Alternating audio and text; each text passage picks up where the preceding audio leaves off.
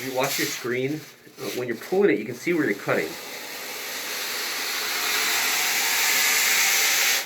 So I'm cutting right here, blending that in. I don't want to cut into the sidewall here because that vertical face is your actual outline. If I start cutting into this, then my outline gets wavy and it changes. Then things start falling apart, your rail starts changing. So all I'm doing is blending this curve into the flat of the sidewall, blending this curve into the flat of the sidewall. The sidewall stays, you don't touch it. I'm manipulating the tension, and the tighter I pull it, the more I can cut. So if I leave it soft, it's not cutting anything. You can see there's no foam. If I pull it really tight, look at how much I cut right there. Right where I need it.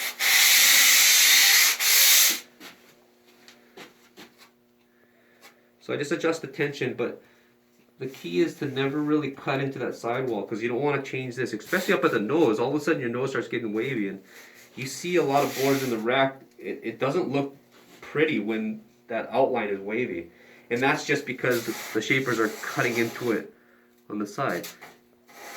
All we're doing is blending, leaving that alone. It's a simple process, but it confuses people,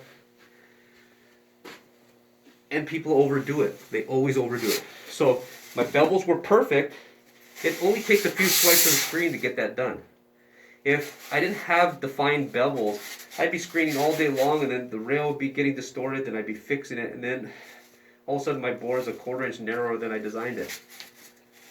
So make things simple on yourself. Do every step perfectly before you move on. That way your finished product's a lot more accurate and more beautiful.